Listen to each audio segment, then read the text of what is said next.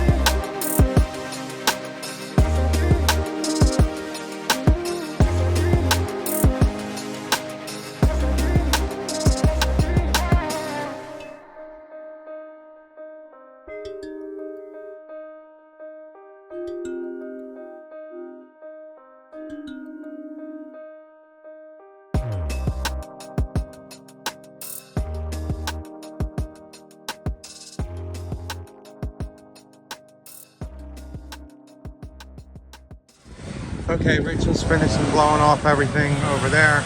We're not done spading this, but we got to make it back to the bank. So we will be back here tomorrow while I'm spading the rest. Rachel can be mulching.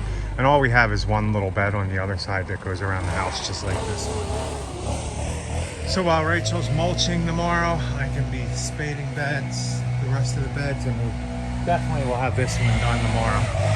Freaking easy one.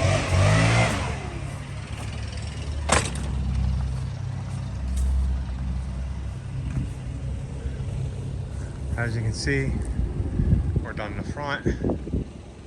All through here, we just have to mulch it. So not that bad. Oh, and we planted the two there.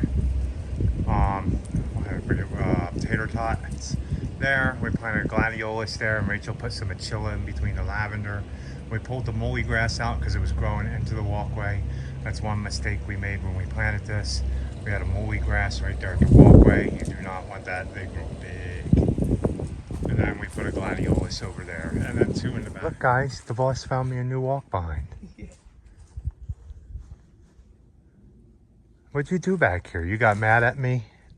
Rachel got mad I wasn't working and started pushing me through the fence. Oh, and I bet you it was the bear. You think a bear did that? Yeah. Yeah, a bear had to do that. Oh my goodness, see the stuff we gotta work with, guys? Oh, look at that landscape.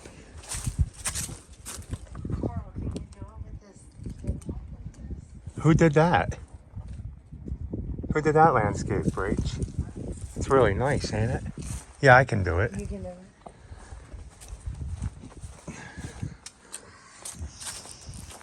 Another day of fertilizing.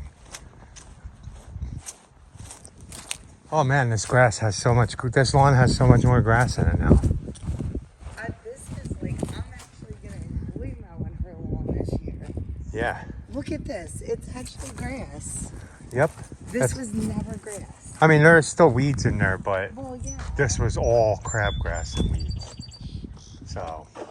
And clover. Remember how much clover was in this lawn? And we're not doing the mulch today. We're going to go back tomorrow and do the mulch, finish the mulch. So you guys will see that. Rachel's just picking up some sticks. We're going to probably wait until next week to start mowing these. There's not really much growth here. We are further up in Asheville where it's a little bit cooler, but everything needs to be mowed eventually. What are they called? Listen, guys, you are not supposed to be out here. These deer squatting already? Yeah, look. Squatting already. The brown is not going to squat.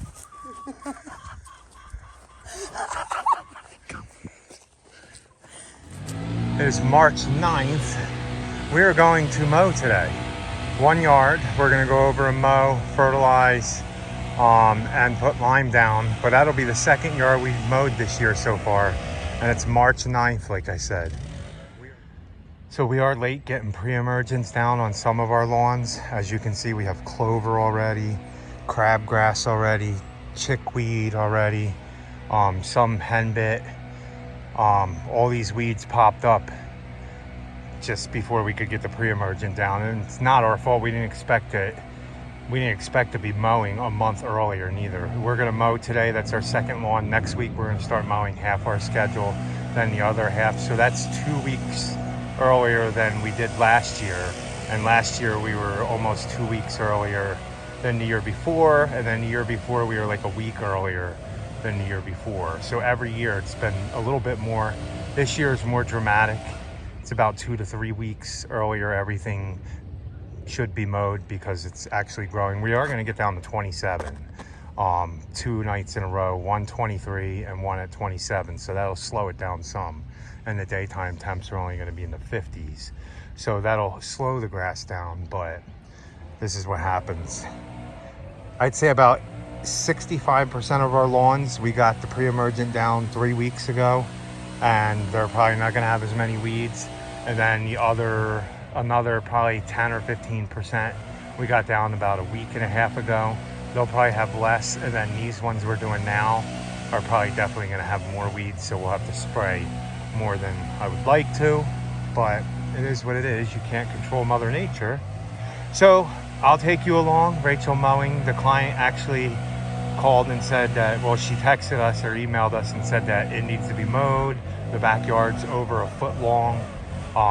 last year was the first year we aerated, seeded, and fertilized, so that might be why. And we're going to be fertilizing this year and aerating, seeding, and everything probably again too. So I gotta show you guys real quick. Oh yeah. Because remember last year we were about to get a hurricane, and we came over here and we picked up this client to put soil down. Well, first we aerated and seeded, and then he paid us extra to actually put more soil because the front was like nothing. And I'll see if I can pull up a video, but look at it now. Yeah. Really nice, right? Yeah, there is POA. Yeah, I do see some POA triv, and I see some clover, but it looks really good. I would be curious to see what the back looked like, because that kind of had no grass. This was the worst though too. The front here. And we didn't put soil in the back. We just seeded. Nice. Yeah. Okay, so we're gonna go do one more fertilizer, then we'll go get the mowers, and we will be back out to mow one, and we'll see how long it is. Look at this view out here. Pretty, right?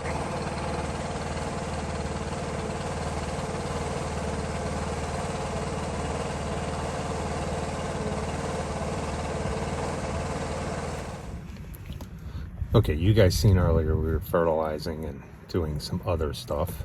Yeah. Now we are gonna mow. We already mowed one for the year. I just didn't record it. It was a new one Rachel picked up, our animal hospital. Our vet. Our veterinarian we take office, all our animals to. They asked us to give them a quote. Last year we did. They didn't go with us. Well, I think that they had other stuff going on, and then something else was being So they fixed. ended up telling, when we took the new puppy to the vet, they asked us if we could quote them again. Yeah. And they agreed to our price. So Yeah. now we'll probably be doing that on the weekends, but Yeah, so we can go anytime after 5. yeah, so even maybe I mean, one they day really in the did say afternoon. that we could go during lunch too, but I would. Okay, guys. Oh, Rachel got smart and put a mask on. Look how long this is.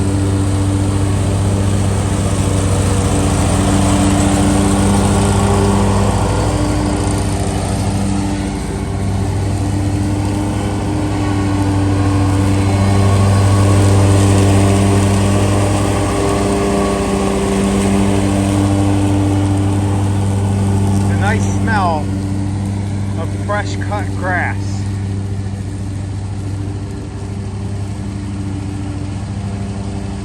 So let us know down below, guys, how are your lawns looking so far? I know some of you guys are still dormant and not even green. This is way earlier than we normally do. And look how long this one is. Rachel's got new tires on the Beast.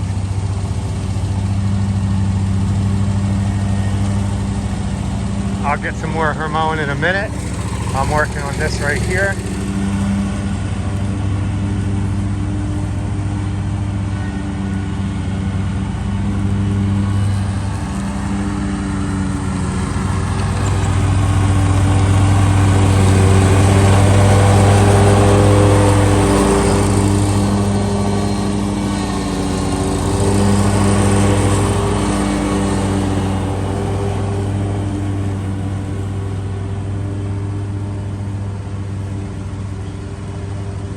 Not too shabby for March 7th or 8th, I forget.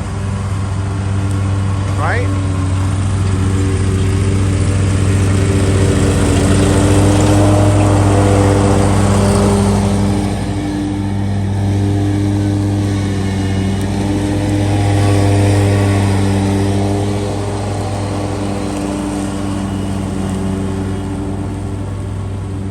Boss laying her stripes again. Okay, we'll come back to her in a little bit and see how her backyard looks.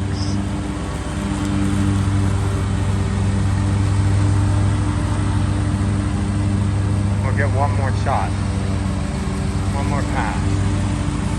Right here, look.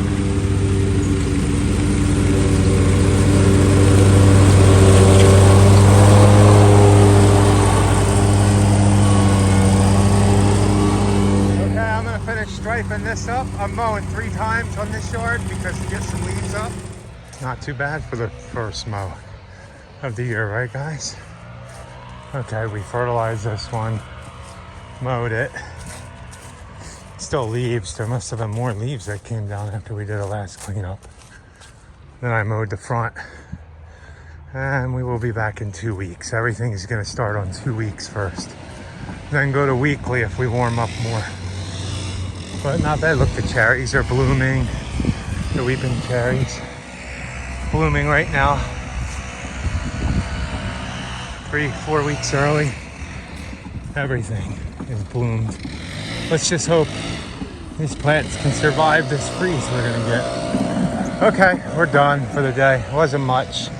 We will be back out tomorrow to mow. How'd you like your mow? It was beautiful. Like, beautiful. And I have to say that I think that my mower is definitely mowing higher with the better tires. Oh. Yeah. I actually had it down one. Probably could have dropped it down more. I would be curious. I think that you should measure the deck and see how much it really increased it. Because I put it down one. Every year today. you probably lost more and more on your height. That's why. Mm-hmm. And now you can mow it down one? Yeah, it was beautiful. And I probably could have even put it down one more. Yeah, me too. I mowed at 4 inches exactly. Yeah, so that's probably what I'm at now is 4 inches on that. And I'm not on the transport mode anymore. Nice. So if I mow it at the transport mode, I'm probably at 4.5 inches, you guys. Rachel likes to be between 4.5. Yeah, I do. I like to mow high. I think that mowing high promotes less weeds, promotes better growth, promotes a healthier lawn. Yeah. Lets it last longer through the summer when you go through a drought period. I think it really helps for summer drought. I really do. It's the biggest mistake I see a lot of people do. Even around here, most of the companies, they mow down at 3. Some people are mowing fescue at 2.5, 3 inches. And you can tell it's mowed that low from after we mow a yard. Yeah. Big difference. Like, I think, put it this way. If you mow higher through the season and you go through a drought, you will have more mows through the season than if you mow at 2-3 inches and kill it and let it dry out or put it into faster. a dormant stage. I shouldn't say kill it because it's not. So if you're looking to get into summertime and mowing your weekly lawns every 2 to 3 weeks when you go into drought, then just scalp it and mow it at 3 inches. If you're looking to go through the summer to keep it healthy and mow and keep mowing and keep the lawn healthy, when we go into the summertime, sometimes we'll go 4.5, and then just drop it a little bit each time and stay around the 4-inch mark. And helps the soil stay wet underneath. Yeah, and it less does. Drying out. It acts like a mulch, I guess. But it also, another thing that we do is that we mow with weather. So right now, early spring, it's not going to need. It's like every 10 days to 2 weeks. Probably every 2 weeks all the way until probably towards the end of April, mid-April maybe, depending on weather. Depending on if we really get rainy. If we get really rainy in April, then we will start April, May. Usually we have to stay on weekly. Mm-hmm. Weather is our biggest challenge to stay on weekly. Yes. But then, once we start drying up and the heat of the summer starts coming, we really look at our lawns. And if we don't have to put mowers on them every week, then we really try not to. No, yeah. And you guys might say, well, in the long run, you're losing money. But no, in the long run, we're actually gaining money because, again, if clients still have a nice green lawn throughout the summer, then they are more apt to go ahead and continue their applications with you. And continue, like, you doing all their maintenance. If the grass dries out and burns out, and you leave, like, burn marks in the lawn from riding the mowers over them. We change patterns, but when the grass gets crispy, that's what we like to do. Yeah. I mean, you can, just leaving it higher just and if you say, well, my clients, people will never go on that kind of schedule because everybody likes their lawn cut weekly no matter what. We kind of started telling clients that's how we mow. When we picked up new clients, we said that's how we mow. We'll be here weekly if it needs to be mowed weekly. If not, then it'll go. We were doing 7 to 10 day schedules at one point, and then now we're down to 31 accounts now. Yeah. And we say down to, like, we're happy about that. We don't want to be any more mowing accounts. Now, anybody who wants to keep mowing and pick up all the accounts you want, go for it. But like we said, we do full service. And for two of us to do full service and everything on lawns, you can't have 90 accounts. You can't have 50 accounts, especially if you have big and little ones. Probably 25 to 35 full-time, full-service accounts. And you could make really good money in this business. So let's explain a little bit, I guess, because we didn't have a whole lot of truck talk in the beginning of this video. And I think you guys like truck talk. Yeah, because we ended up, the client ended up coming out and we wanted to, it's first mow of the season. So, but full service, you guys hear us say full service clients a lot. The way that we look at full service clients are all those clients that are going to come to us for all their maintenance needs, for fertilizer, for lawn care, for plant maintenance, mulch. For bed maintenance, for if they have a hardscaping project that they want to get looked at. You know, we've done little things where we've put little patios in for their trash cans. So, you know, clients that are we're going to be their go-to person for any of their projects, prunings. Anything to do with lawn care and landscaping, pretty much, and hardscaping we can do for a client. Right. So, and are all 31 of our mowing accounts full service? No. But the ones that aren't full service have been with us for a long time. Yeah, and they still will do other services like mulching or you know, maybe pruning when they need it, or if they want to have a plant moved. We're still their go-to for all their needs. They just don't put as much money into their lawns as, you know, a full service client does, because a full service client would say yes to everything. You know, we notice that maybe they have moles in the yard. We contact them and we say, hey, let's try a grub killer. And if that doesn't work, let's do an application of this so that we can try to just get them out of the growing area at least, because eventually they will mess it up. Or if we notice that a tree is maybe hurting, or, you know, a branch broke, and, you know, or they have borers or something. That's why we always tell you, like, make sure that your eyes are open and you're paying attention, because, you know, clients don't know what they're looking for. And again, that's where that education comes in. And that's, the more you educate yourself, the more that you'll be able to notice, like, okay, that doesn't look healthy. What's going on here? Yeah. So, like, again, those are full service clients to us. Clients that when we tell them that they need something for their property, they say, you do whatever you need to do to keep my property looking good. Yep. And we appreciate them and they appreciate us. And so we just wanted to get a little in depth with that a little bit more, because you guys hear us say that a lot. And, you know, when you hear 31 mowing accounts, they're like, how are they even making money? Because, you know, it's all split up. Mowing makes a certain portion of the income. Fertilizing and seeding and aerating probably makes another big chunk of it, and then all the landscaping projects. Now, with 31 accounts, that probably is the majority of money we make a month with the mowing. Yeah, of course. I mean, certain months, like in September, we make in aeration, seed, and fertilizer 3 times what we ever make in mowing. So. But so just different services. And just to give you guys a little perspective, there was one point in time that Carl was mowing completely by himself, mowing 76 accounts completely by himself, and that was monthly. So they weren't all weekly, some were bi-weekly. We even had a couple where he would just go monthly. But 76 mowing accounts, maintenance accounts. And what did we make that year? We were actually, we're probably making more now. than we were then. Oh yeah, I think the most we So- ever made when I was solo was probably 79,000. Yeah, I think the one year we 90. reached maybe low six figures. And now with everything but we're that was doing in also- less accounts, and that's without taxes. That's without all your expenses and stuff too. Right. That wasn't including expenses. That was our, Gross. I guess what we make all Yeah. together.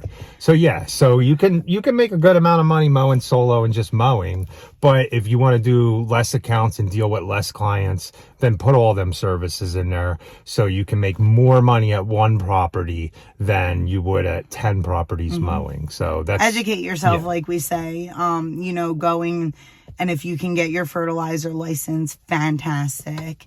If you can take little classes here and there, like I said, on plant health, like the extension offices, universities, the extensions, they always have and stuff. classes, always, and they might be geared towards homeowners, but so what? Go you can learn a lot of information. So you can learn a lot of information and just watching.